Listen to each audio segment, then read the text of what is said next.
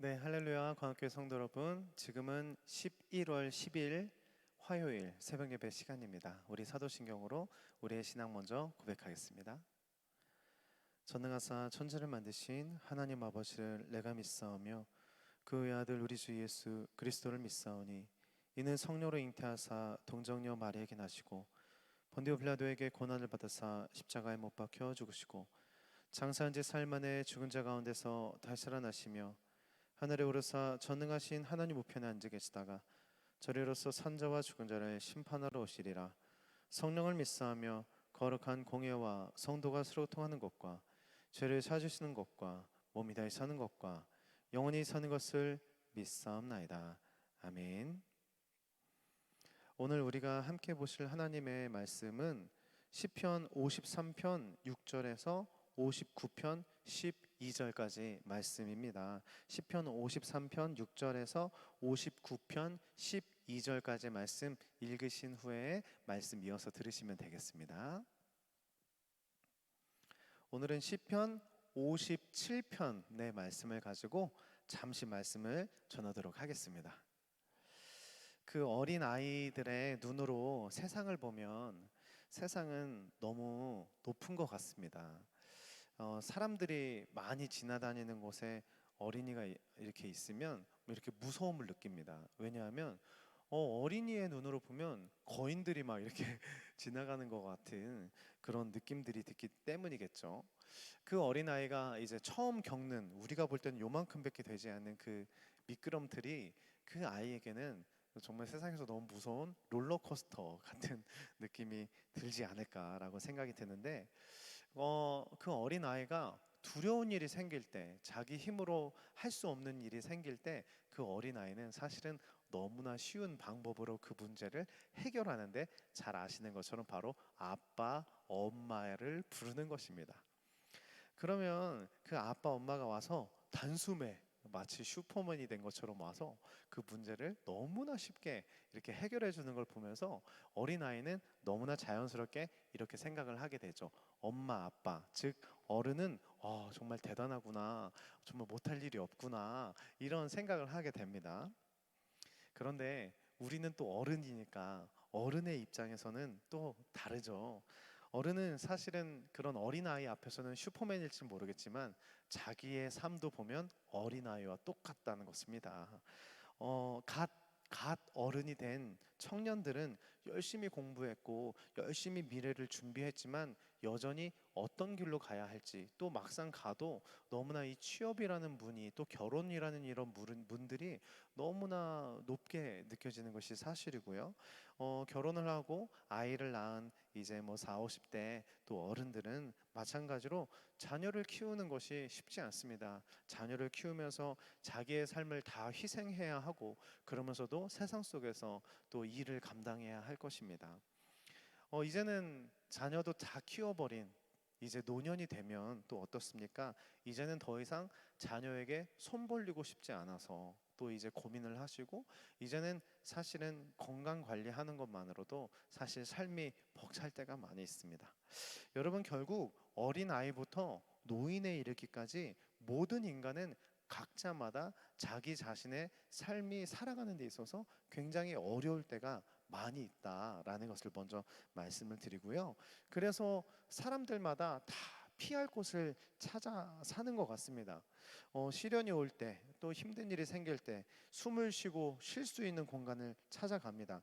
그래서 많은 사람들이 그런 현실적인 고난과 어려움 때문에 어떤 것을 선택하냐면 술을 선택하죠. 그래서 술을 마시면 조금이나마 이 일을 잊을 수 있고, 그렇죠? 그리고 뭔가 모를 몸에 텐션이 막 이렇게 올라오면서 기분도 좋아지고 하니까 그냥 조금 그것에서 잠깐 숨을 쉬는 거죠. 근데 문제는 매일매일마다 그렇게 술을 마시면서 매일매일마다 그거를 잊어보려고 애를 쓰게 된다는 것이고요. 어떤 사람들은 취미 생활을 하고 또 여행도 가고 캠핑도 가면서 계속해서 도망가고 피난가고 해서 계속 쉬려고 하고, 그런 어려움을 잊어보려고 애를 씁니다. 자, 오늘 본문도 사실 다윗이 쓴 시입니다. 그런데 다윗은 사실 너무나 억울한 상황에 있고요. 너무나 긴박한 상황에 있는데 사실 그는 아무 잘못한 게 없습니다. 잘 아시는 것처럼 골리앗을 쓰러뜨렸던 사람이고 블레셋 사람들을 막 그냥 막 네, 엄청난 승리들을 이끌어준 그냥 막 수장 중에 수장입니다. 그런데 그가 사울 왕의 질투를 받아서 전 국가에서 이제 국가 안에서 완전히 이렇게 수배자가 되는 것이죠. 그래서 도망가고 도망가고 결국은 광야까지 도망갈 수밖에 없었던 그런 현실. 근데 이제 그를 죽이기 위해서 수많은 군대들이 이제 거의 가까이 왔다. 근데 사실은 그들 원래는 동료들이었잖아요. 동료들. 그래서 그 시편을 보면은 내 친구들, 내 동료들이 날 죽이려 한다. 막 이런 단어들이 많이 나오는데 원래는 동료들이었는데 이제 그들이 이제 안면이 딱 바뀌어서 이제 다윗을 죽이려고 오니까 결국 다윗이 도망가고 도망가다가 이제 동굴 속에 숨게 되는데 그 동굴이 아굴람 동굴이라는 곳입니다. 그 동굴 속에서 시를 써내려간 것이 바로 이 시편 57편인데요. 이 57편은 딱 전반부와 후반부로 딱 이렇게 극명하게 나눠져 있는 것을 볼 수가 있어요. 먼저 전반부에서 시작하자마자 다윗은 하나님께 도움을 구하는 기도를 하는데 1절 보니까 이렇게 써 있죠. 하나님이여 내게 은혜를 베푸소서, 내게 은혜를 베푸소서. 내 영혼이 주께로 피하되 주의 날개 그늘 아래서 이 재앙들이 지나가기까지 피하리이다. 얼마나 힘들고 어려운 상황인지 나를 도와주세요를 은혜를 베풀어 주세요를 하는데 두 번이나 씁니다. 은혜를 베풀어 주세요, 은혜를 베풀어 주세요 라고 하면서 본인이 얼마나 힘든 상황인지 먼저 말을 하고 그 다음에 그가 이 어려움 속에서 이제 피하는데 어디로 피하냐면 주님의 날개 그늘 아래 피하겠다라고 쓰여져 있습니다. 자, 주님의 날개 그늘 아래 피했다. 이것은 뭐 기본적으로 당연히 하나님의 보호하심에 하나님 품 안에 안겨서 내가 숨겠다라는 의미일 것입니다. 그러나 한 가지 조금 생각해 볼 것은 바로 언약궤인데요. 하나님의 언약궤는 어디에 있었죠? 바로 성소, 그리고 성소 안에서도 특별히 구별되어 있었던 지성소 안에 이렇게 놓여져 있었습니다.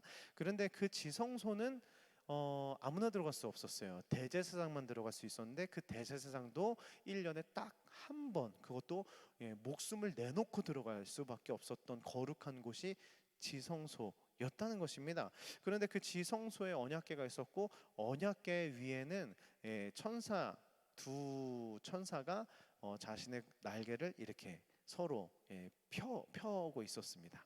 그리고 그 날개 밑에서 하나님이 현현 즉 임재하셨던 말씀들이 이렇게 성경에 나와 있는데요. 다윗이 생각했을 때 인간이 피할 수 있는 가장 최적, 가장 안전한 장소는 바로 그 언약궤 밑에 하나님의 임재가 있는 바로 구름 날개 아래, 하나님의 날개 아래라고 생각을 했다는 것입니다. 그래서 우리가 이 본문 말씀을 생각해 보면서 우리도 이렇게 자주 말하면 될 것 같습니다. 제가 주님의 날개 그늘 아래 피합니다. 주님 저를 보호해 주세요. 이것이 바로 전반부에 나와 있는 다윗의 고백이라면 이제 후반부는 갑자기 완전히 다른 내용으로 바뀌게 되는데요. 다윗은 이렇게 지금 목숨이 위태위태한 상황임에도 불구하고 이 중반부에서 갑자기 돌연히 이런 고백을 하는데 6절에 보니까 자신의 원수들이 자기 자신이 파놓은 웅덩이에 그들이 빠졌다라고 고백을 하더니 7절부터는 하나님을 찬양하는 그런 모습을 보여줍니다. 자, 그런데 여기서 원수들이 웅덩이에 빠졌다, 즉 과거형처럼 이렇게 썼어요. 그렇죠? 빠졌다. 그래서 난 하나님을 찬양한다. 이런 식으로 쓰여져 있지만 사실은 원문을 보면 이 빠졌다라는 단어가 미래적인 완료형, 예언 완료형이라는 것입니다. 그러니까 이미 이루어진 것이 아닌데 이미 이루어질 것이다 정도가 아니라 이루어졌다. 미래에 이미 이루어졌다라고 확신을 하고 선포해 버리는 그런 고백이라는 것입니다. 즉 자신은 지금 아굴람 그 동굴에서 막 이렇게 숨어 있고 너무나 그런 처지임에도 불구하고 하나님이 이미 승리하셨다. 라고 그냥 승리를 믿고서는 선포해 버린다는 것입니다. 그래서 그는 7절에 이렇게 고백해요. 내 마음이 확정되고 확정됐사오니 나는 주의 이름을 찬양할 것입니다.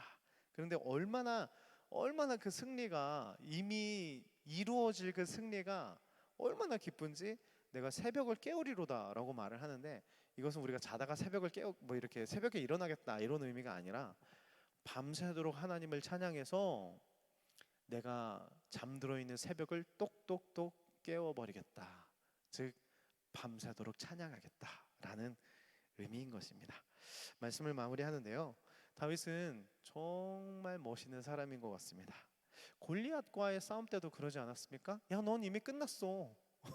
너 오늘 끝났어. 너 큰일 났다. 너 어떡하냐? 나 하나님의 이름으로 나가는데 오늘 모든 사람들이 하나님을 알게 될 거야. 너 큰일 났어. 이미 승리를 그냥 선포해 버려요. 아굴람 굴에서도 마찬가지입니다. 너무나 힘든 상황인데 미리 선포를 해버리고, 여러분 찬양은 승리한 사람들이 하는 겁니다. 그냥 승리를 했다고 생각하고 그냥 찬양을 그냥 해버리는 이 다윗이 얼마나 멋있습니까? 결국 그리스도인들이 갖고 살아가야 하는 믿음은 바로 이런 믿음입니다. 미래에 이루어질 승리를 지금 선포하는 것입니다. 아멘이시죠? 네. 미래에 이루어질 승리를 오늘 지금 선포하는 것이 바로 믿음. 히브리서는 말하죠. 믿음은 바라는 것들의 실상이요 보이지 않는 것들의 증거다. 바라는 것들의 확신이요 보이지 않는 것들의 증거다. 사랑하는 성도 여러분, 우리가 이렇게 예배 시간에 찬양으로서 예배를 드리는 이유는 정말 맞습니다. 예, 물론 우리가 힘듭니다라고 찬양을 할 수도 있지만 미리 승리할 하나님을 미리 선포하는 것이 진짜 찬양의 의미이고요. 우리에게 행하신 일들을 기억하면서 그분을 영화롭게 해드리는 것이 찬양입니다. 그래서 오늘 하루 살아가실 텐데 우리 마음속에 확정함을 주신 그 주님께 감사하는 마음을 가지고 이 하루를 시작했으면 좋겠고, 이 아침에 미리 찬양하게 될 그 찬양을 오늘 미리 찬양할 수 있는 그런 우리가 되었으면 좋겠습니다. 잠시 기도하고 말씀을 주기도문으로 예배 마치겠습니다. 주님, 오늘 다윗의 모습을 보니 참 너무나 멋져서 반할 것 같습니다. 본인은 목숨 하나 건지기도 힘든 상황임에도 불구하고 분명히 자신을 승리하게 하실 그 주님을 미리 믿고 미리 찬양해버리는 이 다윗의 모습은 참 우리들에게 너무나 큰 도전을 주는 것 같습니다. 질질 끌려다니는 인생이 아니라 앞장서서 하나님을 찬양하는 삶을 살게 하여 주시고, 우리도 나중에 드릴 찬양을 오늘 미리 찬양 드리면서 행하실 주님을 기대하며 살아갈 수 있는 우리가 될 수 있도록 축복하여 주시옵소서. 예수님의 이름으로 기도드립니다. 아멘. 하늘에 계신 우리 아버지여, 이름을 거룩히 여김을 받으시오며 나라가 임하오시며 뜻이 하늘에서 이루어진 것 같이 땅에서도 이루어지리이다. 오늘날 우리에게 일용할 양식을 주옵시고 우리가 우리에게 죄진 자를 사준 것 같이 우리의 죄를 사여 주옵시고 우리를 시험에 들게 하지 마옵시며 다만 악에서 구하옵소서. 대가 나라와 권세와 영광이 아버지께 영원히 있사옵나이다. 아멘.